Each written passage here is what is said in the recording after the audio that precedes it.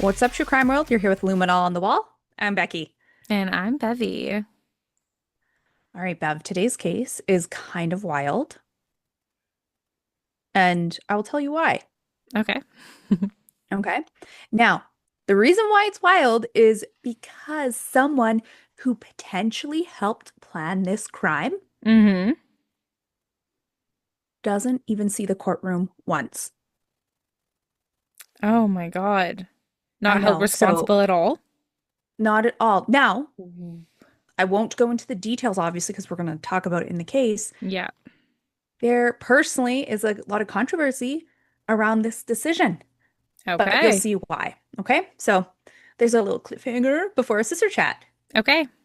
So Bev has enlightened me. She has virtually nothing to talk about. She's having a day. I'm having And a so day.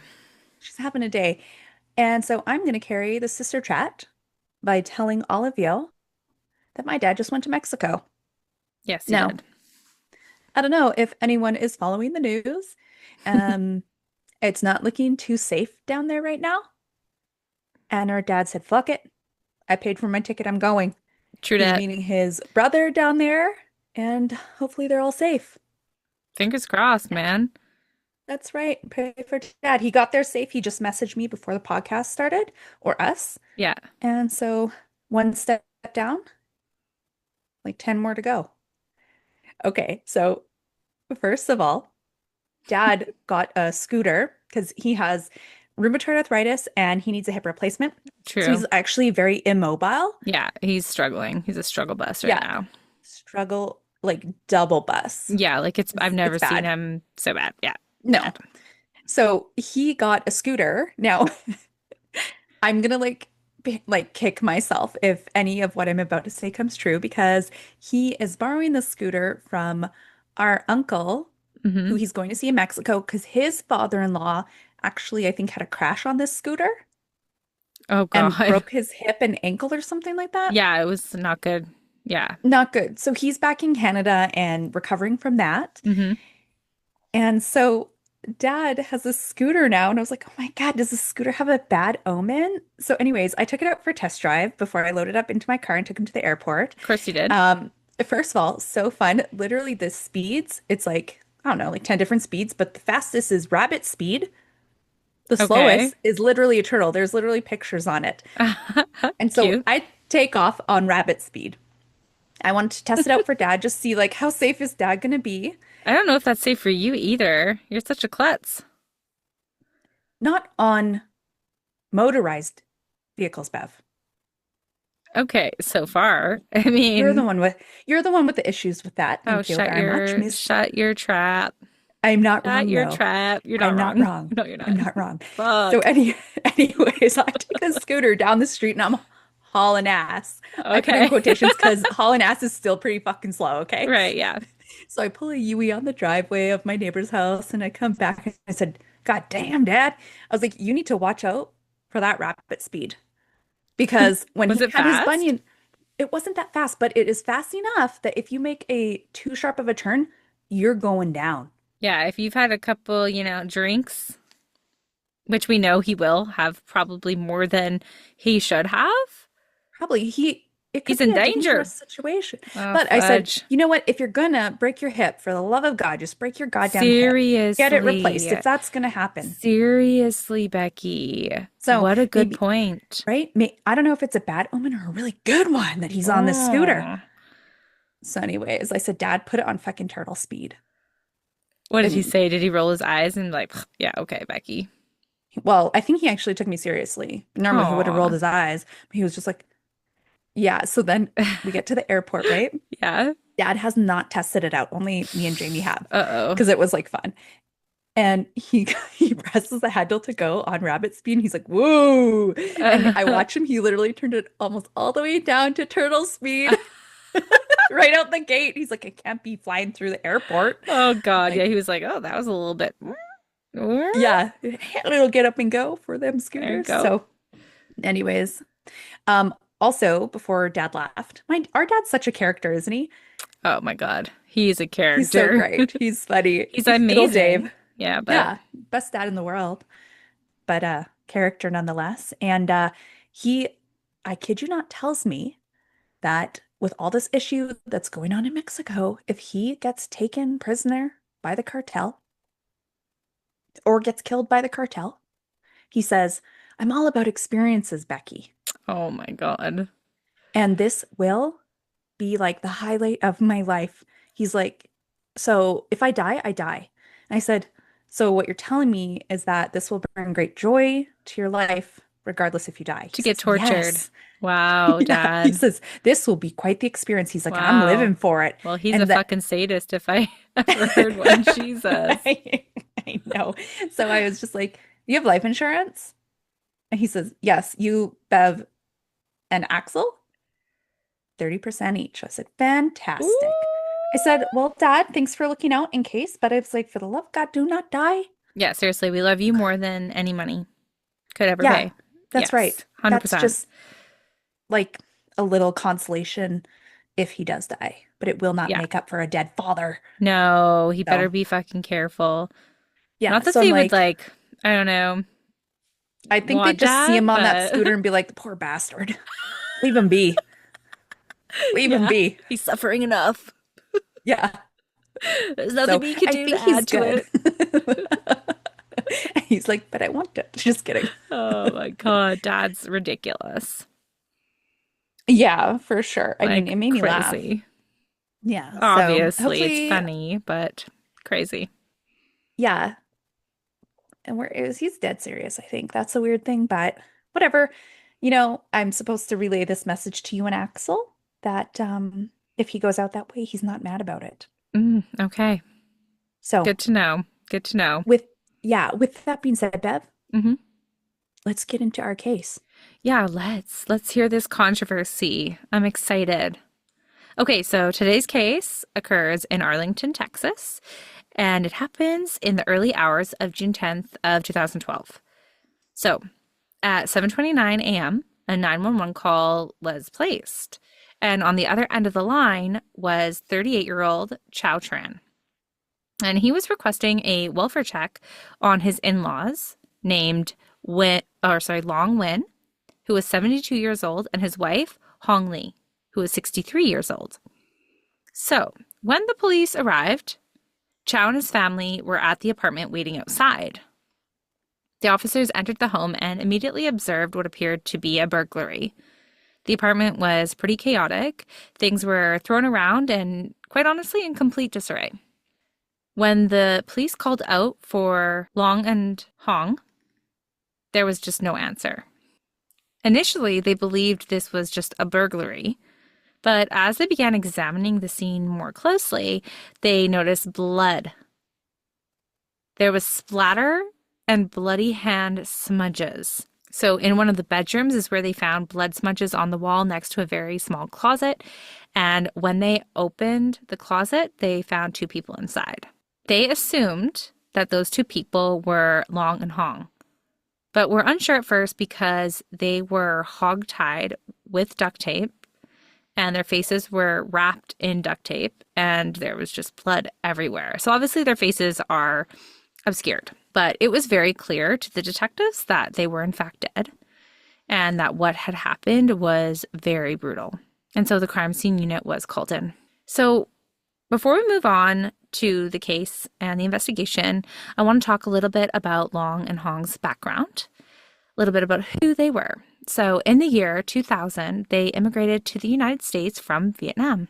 They brought their 3 children with them and moved to Arlington, Texas, pursuing the American dream.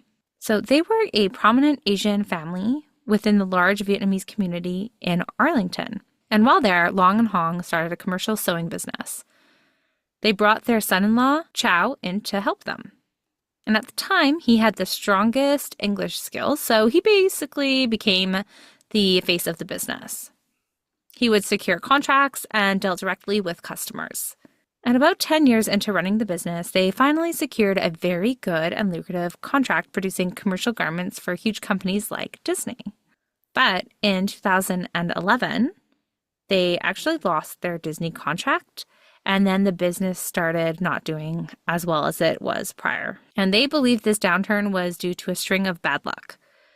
So apparently in Vietnamese culture, there is a traditional solution for misfortune, and that is they pray to the lucky god and the money protection god to correct their circumstances. Oftentimes, when things become especially difficult, families will bring in a spiritual advisor for protection and healing, believing there could potentially be a curse on the family that needs to be lifted or something like that in order to progress. So, Chao Tran and his mother-in-law, Hong, looked through a Vietnamese newspaper and found an advertisement for a spiritual advisor.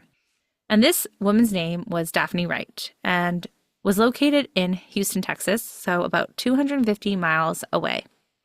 In the advertisement, she claimed that she could both remove curses as well as place curses. And they decided that this woman was someone who could help their family and their struggling business. Hey, Bev, you ever Yeah. wanted to put a curse on anyone? No. I was trying to think. Never. I was like, who are people I've been really mad at? No, I've never thought that. I never wanted to put a curse on someone. Like, I'm not that type of person. I just feel like, no, I just couldn't. I'm like, yeah, you might have been a shitty person to me or, shitty person in general, but a curse? No. You know what? Have Me you? either. No, Oh, no, look not at I, you. Bevy. Are you the same Not as I. me? Like, you just would, like, nah, it's like, Not worth my time. yeah, But exactly. I am a strong believer that if you do something really shitty, Uh-huh. you'll get like karma. Right. Yeah. Like, that's how I like live my life. If I think of doing something horrible, I think of the ramifications, and then I usually choose not to do them because life is already too hard and I don't need my poor choices to come back to me, make my life even harder. I don't know if it's like if I per se believe like strongly in karma, but it's just the way I choose to live my life. Hmm. You know, be a good person because if you do bad things, I think things will come back to bite you in the ass. Yeah, you know what? I do think that as well. And I also just feel like you're the crappy person and honestly, you'll just have crappy things happen to you and like your orbit, your close orbit that's around you will just be like gray and nasty and horrible and that's enough for me to think, you know? I You'll agree. you'll suffer in your own self. So, that's fine by me. Go That's ahead, make enough. your shitty decisions. Although, you know what fucking Yeah. kills me when Yeah. people are like just fucking assholes and so selfish, and then things actually work out for them, and you're like, God damn it. For a time being, like you said, it all kind of Exactly. like comes full circle eventually. Exactly. And I can see though how if you believe in curses, how if like someone would be inclined to do that, because it is one of the hardest things in life to watch someone be shitty And and not reap wish benefits. ill on them. Well, sure, but that's not what I was gonna say. What were you gonna say? I was gonna say it's hard to watch them reap the benefits because you don't get to see the consequences, even if it happens like down the road, right? True. Like you'll never Yeah. know what actually shitty stuff they go through. So I can see how if someone believed in curses, which I don't, that they would be like, you know what? I'm gonna take it into my own hands right now. I Yep. curse you, mofo. That's right. Your hair will fall out, or Now, I'm not like, I don't I don't know if know. that's like witchcraft or what, but like, I don't know. I don't know if I believe that you can successfully curse people. Like, I don't know if that's a thing, but I don't know. But clearly it's big in the Vietnamese culture. so don't fucking piss off The the Vietnamese. Vietnamese, okay? Because Yeah, you you'll might have a get curse put cursed. on you. Yeah. So just be like Becky. Think twice. Think Live your twice. life as a Think good person. twice. Yeah, that's right. They'll say you are a pretty damn good person. It's actually sickening. I'm like, oh, how did she not get more mad in that situation? How come she was kind even though that was the most annoying shit ever? Well, because she's I don't Becky. know. Because It's she's just who I Becky. am. Yeah. Just who you are. I can't even give you tips, is the thing. It's just who I Oh am. no, I'm gonna be who I am. I'm a little Yeah. feisty. I'm a little on the wild side. I react. I'm reactive. It's fine. It's fine. Just who I Hmm. be. That's right. Own it. Own it, girl. All right. So they have now contacted this spiritual advisor. And after contacting Daphne, Chao went all the way to Houston to meet with her. And at her home, they met for a consultation. So during the visit, she performed a ritual. And afterward, everyone seemed hopeful that their luck would finally begin to turn around. So after all that, you can imagine how shocking it was that Long and Hong had been killed. Yeah. So, like, did she lift a curse or give a curse? Let's be real. I mean, the power's in her hands, right? So hard to say. So, upon the initial investigation, the crime scene unit collected several items for testing within the home. There was a marijuana cigarette, hair fibers, DNA swabs, blood samples, and duct tape. And all of this was tested for both DNA and fingerprints. And based on what they saw, it seemed as though Hong and Long had been attacked right after they walked through the door of their apartment, like someone was laying in wait for them.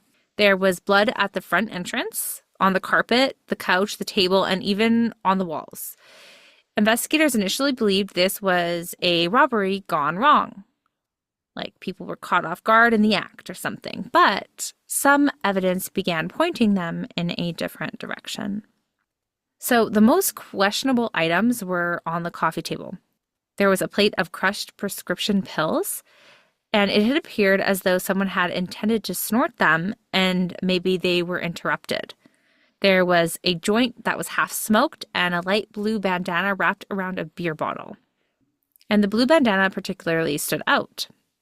At the time that this crime occurred, Arlington had several major Vietnamese gangs, and investigators questioned whether this could have been a sign that this was a gang hit. But, how could this senior couple be in cahoots with a gang? And the only thing Yeah. they could think of was the fact that local gangs were notorious for extorting money from small local businesses. So detectives actually decided to consult with the gang unit to determine whether there was any connection or not. And after reviewing the evidence, it was definitely possible, but there was one major thing that made them believe that this was someone else, and that was the level of brutality. So it was not typically the gang's modus operandi to carry out crimes in such a brutal manner, and investigators began to suspect the scene may have been staged to look like a gang had committed the murders. So while they could not completely rule out the gang theory, they decided to look at other avenues as well. Don't get messed around with the gangs. Bevy. Which is kind of weird that that was even a theory given your story about Dad, Becky. Not that it's like, you know what I mean? Like, it's Yeah. kind of odd. Not Yeah, I every didn't even true crime podcast that we do, has a gang theory going on. So, kind of weird, yeah. What are the chances this is what we talk about today, right? right? Like, that's so Yeah. weird. Of I didn't even actually connect those dots till you said something. course you didn't. Yeah. Also, I was watching a crime beat a while back, Ooh, okay. and it's like one of my favorite Canadian podcasts. Anyways, one of the episodes was a bunch of murders, and it was all about the Asian gangs in Hmm. Calgary. Oh, yeah. And going to high school, I had kind of heard about they always what's the group, the FOB, Hmm. right? Yeah.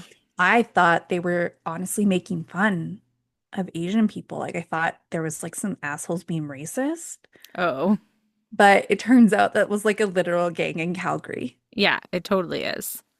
But when I graduated high school around that time is when the Asian gang war in Calgary was at its height. Mm. It was so bad then, and the rival gangs just literally went around shooting each other. Mm.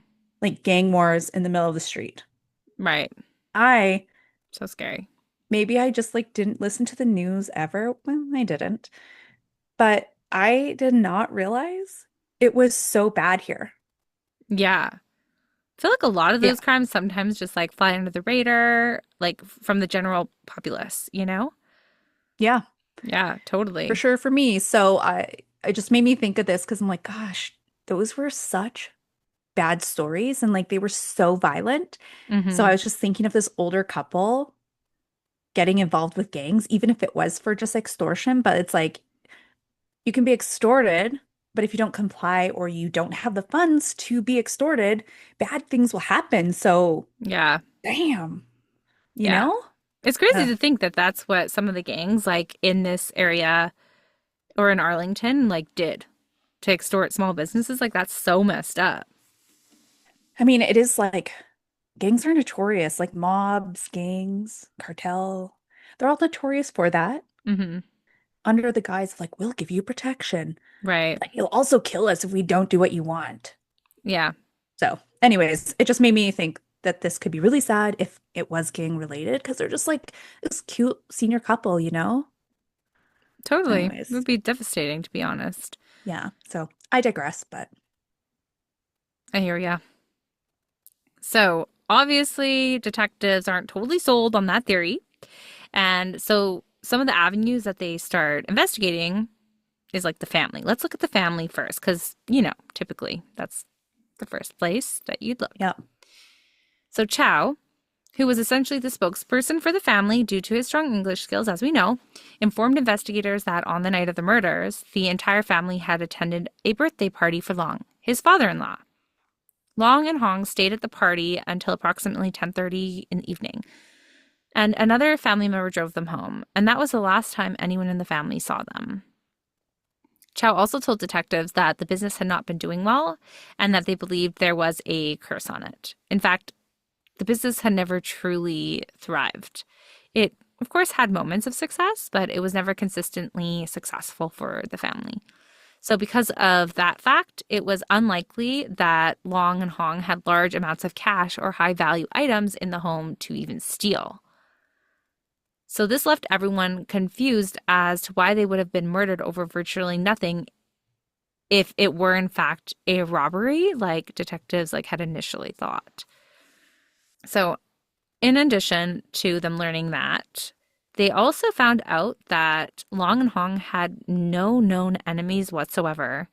They were actually described as a loving couple who kept their heads down, worked hard, and maintained positive relationships within the community. And then on June 11th, the autopsies were conducted and investigators attended them. So Long had suffered major blunt force trauma to the head, although no related object was found at the crime scene. And what was interesting was the injuries to his head was actually not even the cause of death. His face had been wrapped in 10 feet of duct tape, and Hong's face had been wrapped in 25 feet of duct tape. And so both of them died from suffocation. This was pretty shocking to everyone and led investigators to the realization that their deaths were the primary motive, not robbery. Who does that? Who just like wraps someone's head in duct tape, Bev? That is a terrible way to die. Yeah, Ugh. yeah, that's awful. That makes me really sad for them. Obviously, Mm. they were um, tied up, so they were virtually helpless when this was happening. That would Mhm. be very scary. If anyone's claustrophobic, that would be your own personal nightmare of a way to die, right? That's Mhm. just awful. So, following their meeting with the coroner, detectives received a call from the insurance company to confirm their deaths. They were informed the combined policies were worth more than $1 million. And Long and Hong's daughter and her husband Chao were the beneficiaries. This was something that had not been disclosed to them when speaking with the family. So, on June 13th, detectives called Chao back in to speak with him again because, the policy. Large policy. So Chao explained that Long and Hong had taken out the policy because they wanted the business to be protected if one or both of them were to pass away. I mean, they are elderly, right? So Yep. they viewed the business as their legacy. And since Chao was so involved in it, it made sense that he was included on the policy. And during the interrogation, Chao seemed to be very forthcoming and did appear to be honest. Additionally, both he and other family members had airtight alibis for the time of the crime. But as a precaution, detectives collected DNA samples and fingerprints from all of the family members. And at that point, Chao and the rest of the family were essentially placed on the back burner as suspects. So, when the testing was completed, detectives obtained a DNA sample from the joint, and it did not match Chao or anyone in the family, nor did the fingerprints recovered from the scene. There was also no match in CODIS. And what made this even more puzzling was that detectives had collected between 50 and 60 different samples, including those from family, friends, and neighbors, and not a single match was found. So was this like a random attacker, which would be wild and like, I don't know, it doesn't seem very plausible given the way that this couple died and the fact that they had no known enemies. Like, I don't know, right? It doesn't seem like it would be someone random. So, if not the family, like, then who? Right? And detectives, like, they had their work cut out from them. They followed up on every lead, but just nothing panned out. Over the next 2 years, there was very little to go on. And the investigation eventually reached a stalemate and went cold for the next 3 years. So, we're going to fast forward to October 12th, 2015, when the Arlington Police Department received word that there was a DNA match to the joint recovered from the crime scene.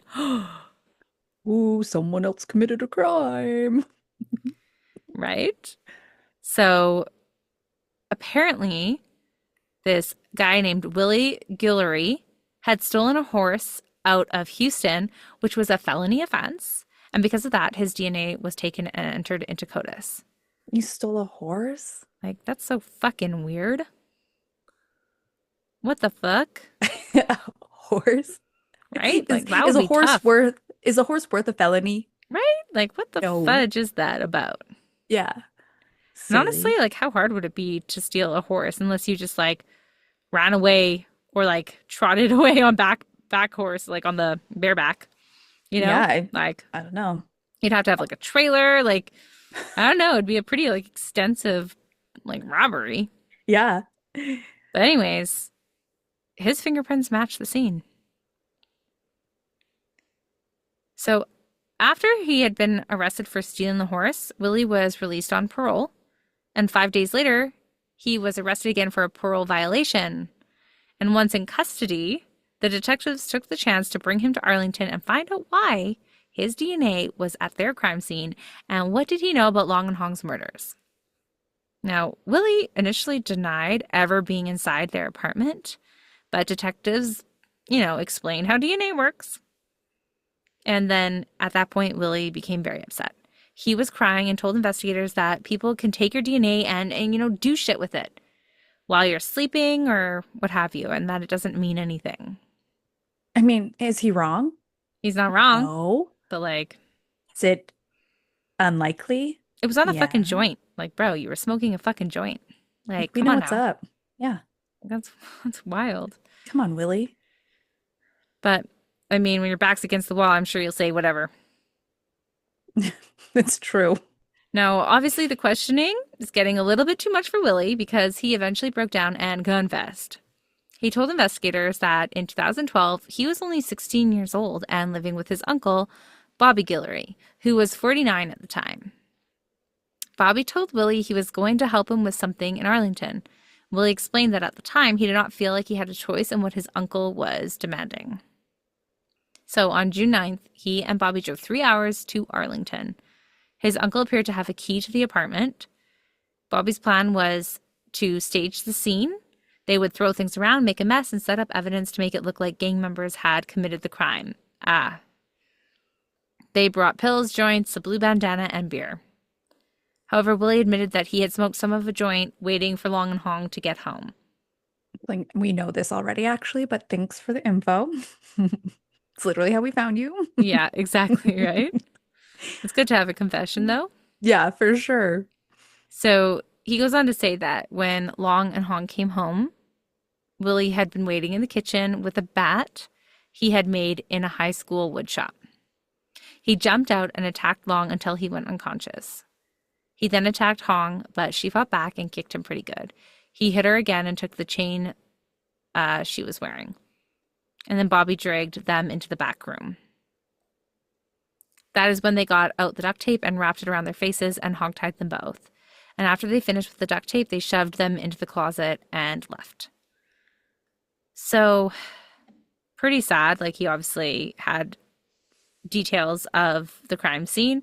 So, we know that he is telling the truth here. Mm-hmm. And it also makes sense that he probably took the bat with him. There was no murder, or like there wasn't like a weapon that was used for the blunt force trauma in the home.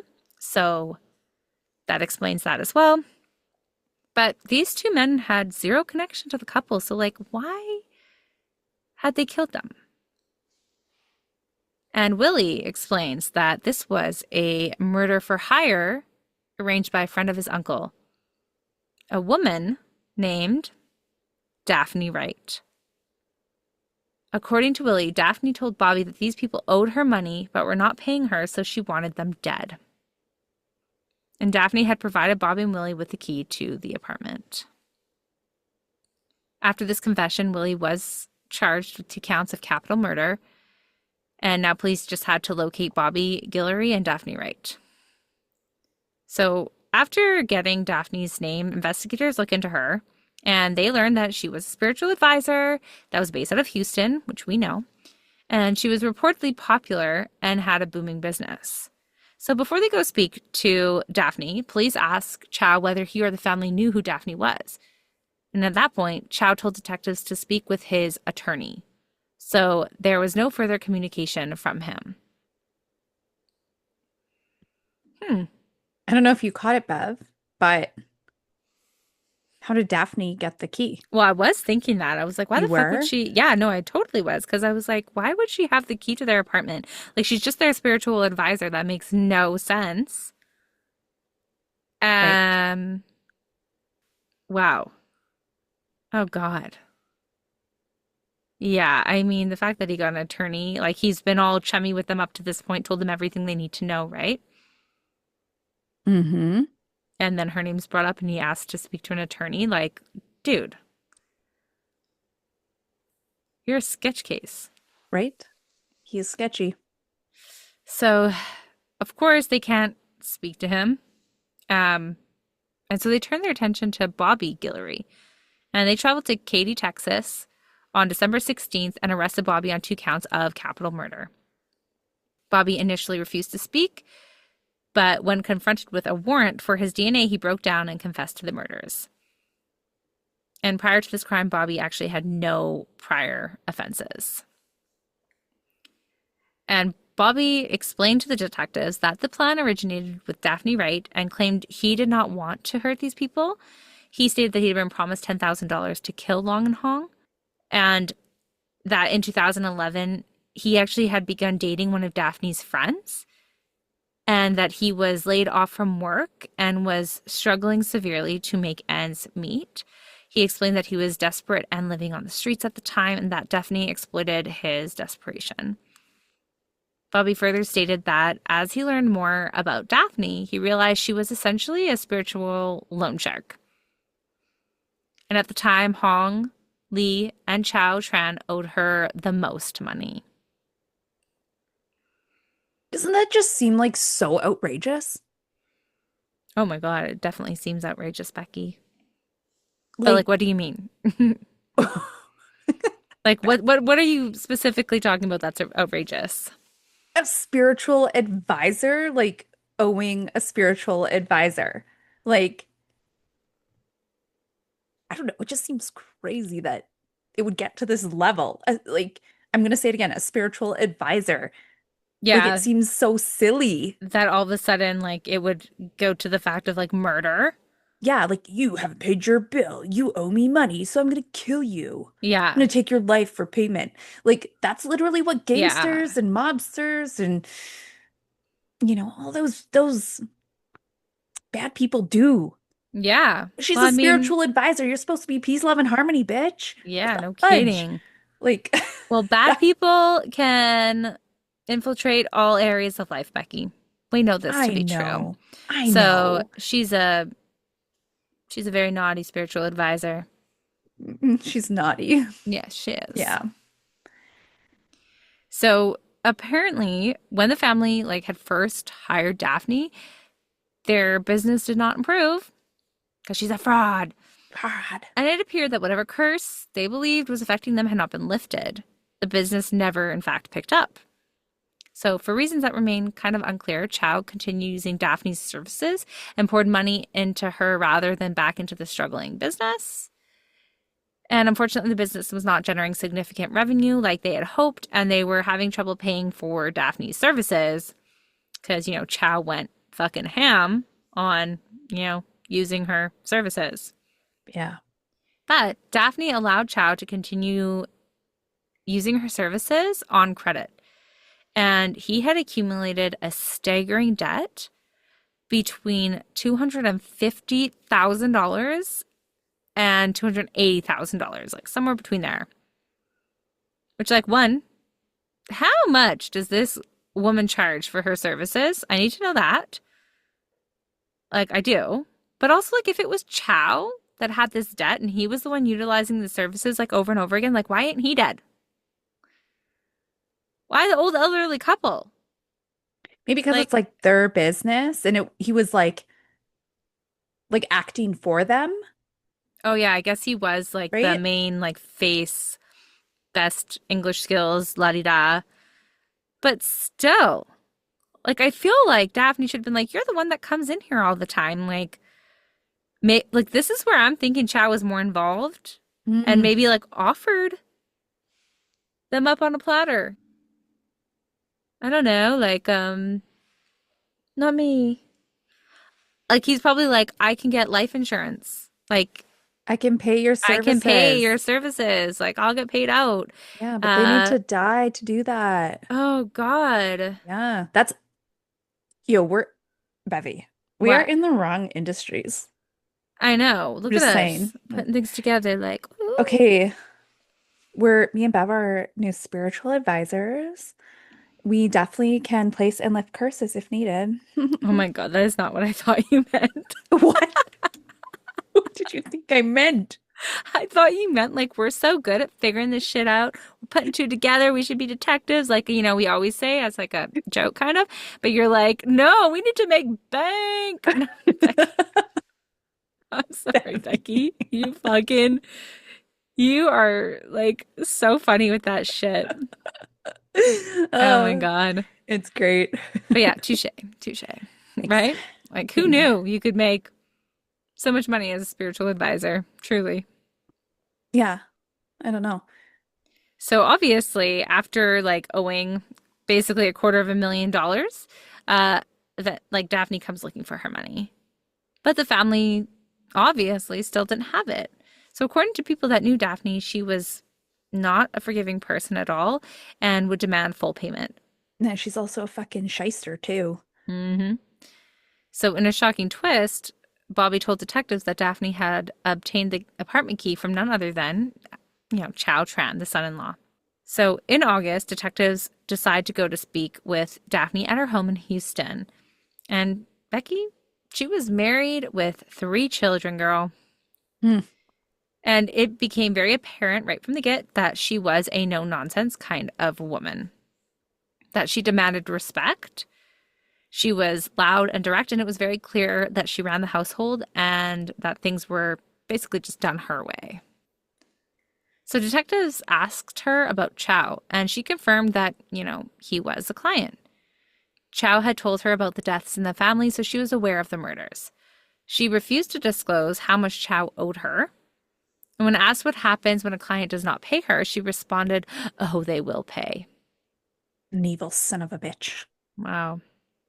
Daphne also admitted to knowing Bobby, but refused to provide any details. So detectives had to leave it there for the time being, like she's not giving up much. But they returned shortly thereafter with a warrant for her arrest and a search warrant for her home. Nice. And during their search, investigators found a ledger containing her financial records, which detailed her fees for spiritual services, who owed what, and what was paid. Daphne had been charging clients anywhere from $10,000 to $40,000 for her services. Yeah, so when, like, that's crazy. That is so fucking insane. Especially because she didn't fucking lift no goddamn curse for the family. Right? And they said her business was booming. Like, imagine what she got out of this family or was trying to. Hmm. Imagine all the other clients that she serviced Right. and collected their money and who did pay. Yeah. Like, Right? keep in mind from the time they hired her to the time that the sweet couple was dead was like a year. Hmm. A year.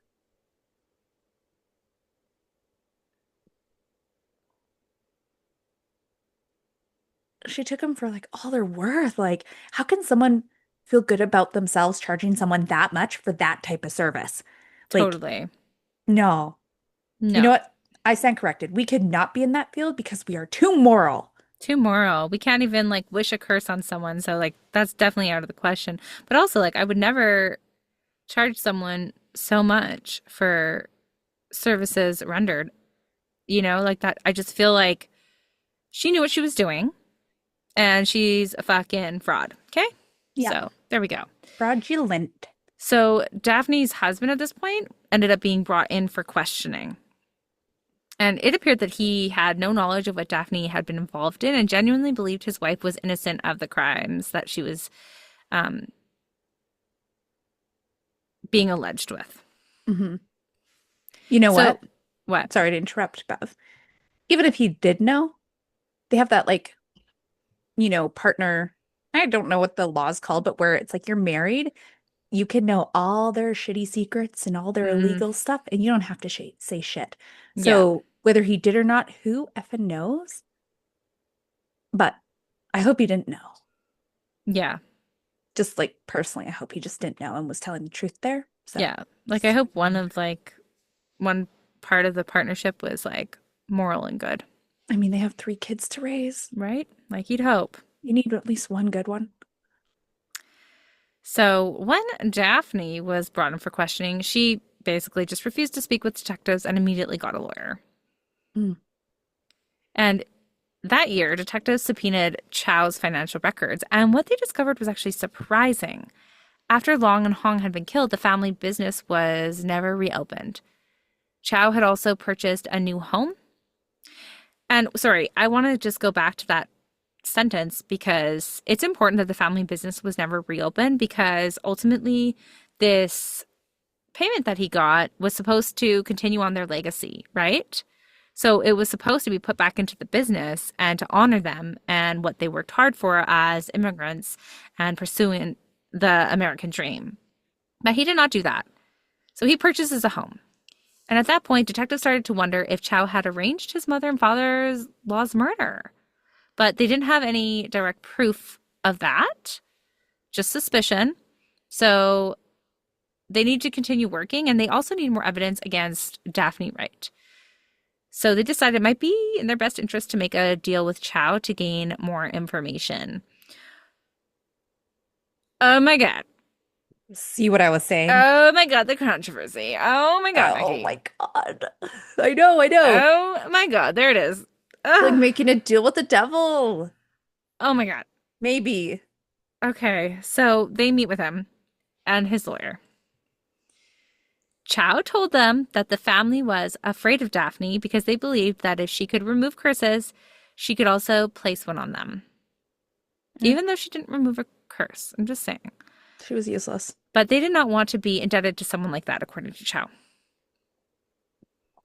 And apparently, Chow claims that Hong had said she would sacrifice herself, that she would die so the family could collect on her life insurance policy, pay Daphne, and be free of the burden. This, he claimed, was something they had all agreed upon. However, that explanation raises an obvious question like, if that were true, why was Long also killed? And from the investigator's perspective, the story seemed highly questionable. Yeah, it's just like way too convenient for Chow, right? Like, get out of Yeah. here. I don't know about you. I mean, there are some cultures who are very, I don't know. I can tell the word's not coming to me. Self Like they have, sacrificial. yeah, and they are like very prideful, and so like to like sacrifice themselves to for the greater good of their family. I think there maybe are some cultures that that would be more likely in, and maybe the Vietnamese culture. I don't know. But I personally would just be like, no, let's find a way to pay it. Let's work out some agreement. I don't know. Okay, guys, Becky brings up a weird point. If you are a culture, don't furrow your brows. It was weird. We don't know if I any don't. culture actually like believes in self-sacrifice to like I don't know, like claim the Help their dignity of their family? family. Like I don't if know. you are from a culture other than Canadian culture, please, and you believe in self-sacrifice, let us know. Send us a message, a DM, because you know what, guys? I would love to know if that's like real.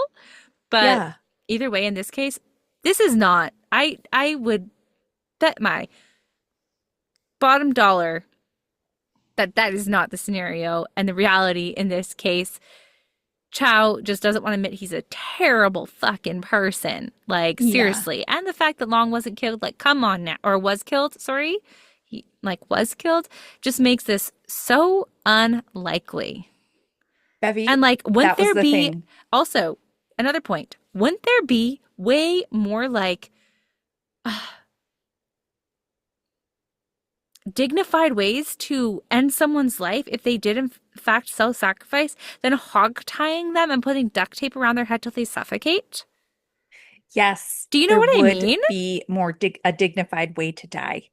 If Like, because she if she was like a willing like take me, like you think they wouldn't be like do it in the worst way possible. I'd be like, shoot me once in the head and let that be it. Yeah, like you would think, Yeah. right? But Yeah. this was savage and fucking Uncalled brutal and for. uncalled for. Yeah, So, anyways, that's just my thoughts on the matter. for sure. So, regardless of everything, really, and whether Chow's story is true or not, the detectives truly believed that Daphne was still the mastermind behind the crime. Like For maybe sure. Chow was just like the gatekeeper Hmm. in this sense. And so, after speaking with Chow, they decide to use his testimony to secure convictions against Daphne, Bobby, and Willie.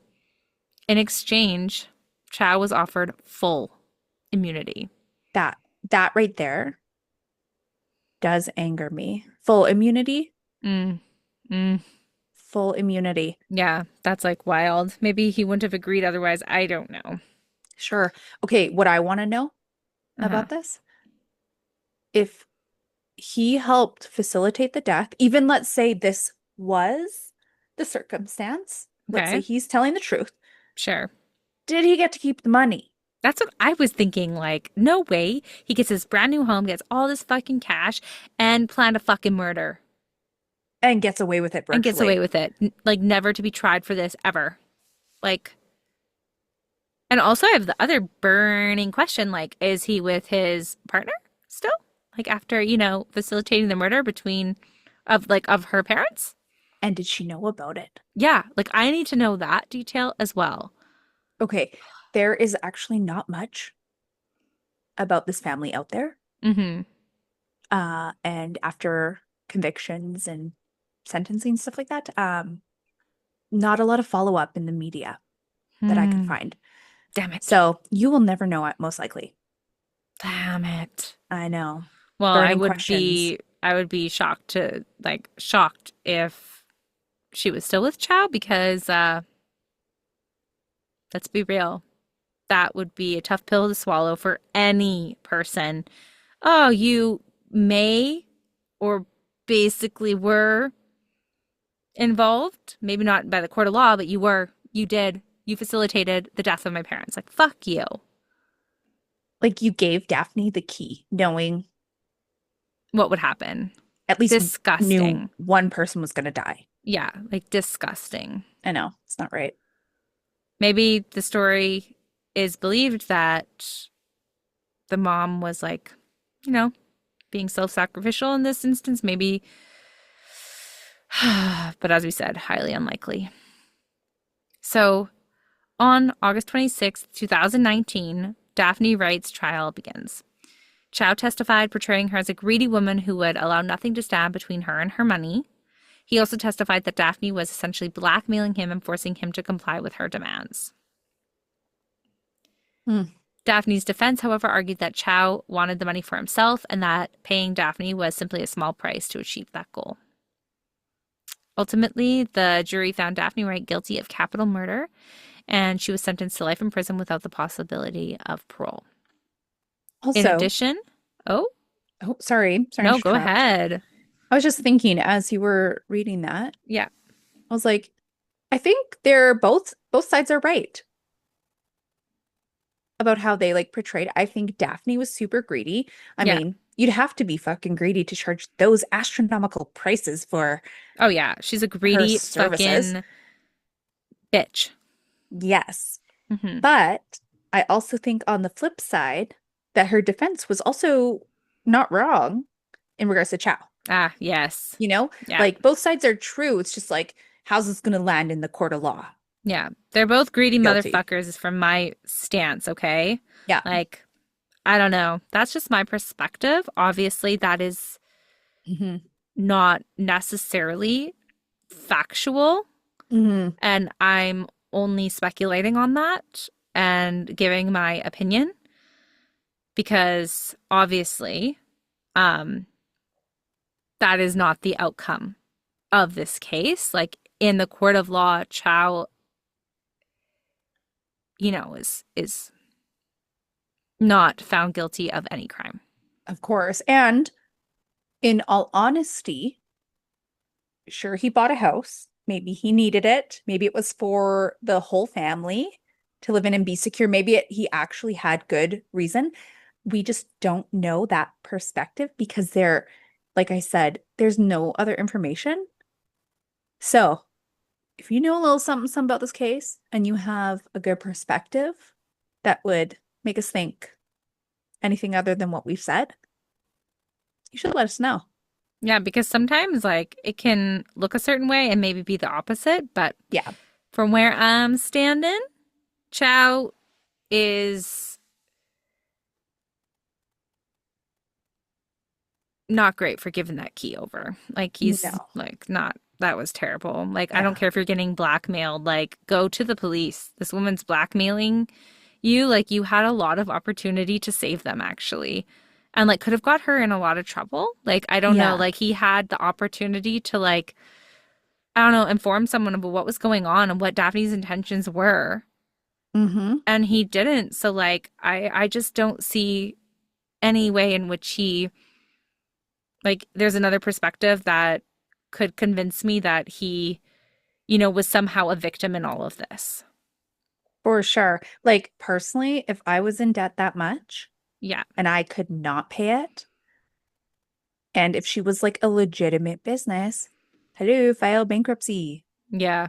I mean, that would suck for her still, and maybe you still would have got that couple still could have got murder, but It wouldn't be blood on your hands, at like in least any capacity. there wouldn't even be a question, right? Yeah.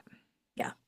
All right. So we still have two people to talk about in this case, and that is Willie Guillory, who pleaded guilty to aggravated robbery and received a 20-year sentence. He became eligible for parole as of last year at the age of 29. In September 2018, Bobby Guillory was convicted of first-degree murder and was sentenced to life in prison with no chance of parole. The U.S. Supreme Court later declined to hear the appeal of 52-year-old Daphne Wright. Damn straight! They're like, Damn yeah, straight! you still did this. Yeah, Also, I have to say, typically I don't have much sympathy for murderers, right, right. but Bobby, I, Willie, Willie.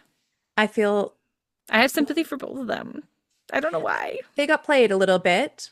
I mean, I mean, they still made choices, but Bobby is a mature male, mm, although desperate.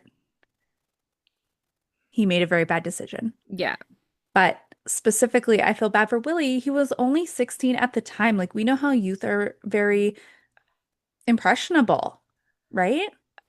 Yeah, and like if your uncle asks you to do something, like you're probably gonna Or like do especially if it. you're like told to do it, it's like Yeah. maybe you don't know exactly what's going on at the moment. But Yes. once you're there, you're like, okay, now I can't even say no. Well, this is like a classic power dynamic. You have someone who's way Hmm. older, who's also related to you. There's a familial tie, and they're telling you to do something. Like you would feel more obligated to them to do it, and Yeah, you might go against your better judgment for because sure. of that dynamic, right? Yeah. So yeah. I mean, I still feel bad for people whose backs are up against a wall, like Yeah. financially living homeless and like feel like you have no other option. But at the end of the day, if you do the thing, and you did do the thing, Bobby, you should spend the rest of your life in prison Hmm. because you do not get to walk the streets after doing what you did and the choices you made. Hell no. Exactly. Now, Damn, from Becky. Bobby's interview, although he did this bad thing, Hmm. he Remorseful? does seem very remorseful, and he is like the type of criminal, which the type of murder, this might sound weird, that I love because he takes responsibility and is like, I'm where I should be because I made a stupid choice. Yeah. And I recognize that and I'll feel bad about it for the rest of my life. Yes, You know, exactly. those people I can have, like, I'm like, I hope your life in prison is as good as possible. You did make a very bad decision, but like, Yeah, at it's like least a you feel bad one-off, about it. right? Like you've never been convicted of any crime, you've never been involved in anything, and you were desperate and made a terrible choice. Yeah. In But any other circumstance, this wouldn't have happened, right. most likely. But I'm appreciative at least that he has remorse because at the end of the Hmm. day, two people lost their lives so tragically, like so sad, worked so hard to create a legacy, to create a life for themselves and a business to be proud of, and ultimately didn't get that and then had their lives cut short. They couldn't even live in like their elder years and finish their life like with grace and peace. Like it was just taken away from them. I feel like growing old is a privilege, and to just like, I don't know, work so hard, struggle all this time and then just that be it. I don't know. That's just like really sad. Yeah, it's like a hard pill to swallow, right? Like Yeah. hearing it, Hmm. you're just like, I just feel sad for them that that's how it went down. Yeah. And it, like that hog tie and duct tape around their face just feels like humiliating. Like it's not a way I'd want to go out at all. So, so as you can see, there is a lot of controversy in this case. Like I told you at the beginning, is is Chow guilty? Is he not? Was Is he his more story true, victim or was he a conspirator in this crime? That is the hard part that I feel like we'll never know. for certain, And at least? We have some strong feelings though. yeah, that is for sure we do. But I guess we'll leave you on that note, leave you wondering as well. And well, Bev, thanks for sharing this podcast with me. Absolutely, Becky. Thank you for listening. I love you hugely, as always. And we love all of our listeners hugely. So until next week, guys.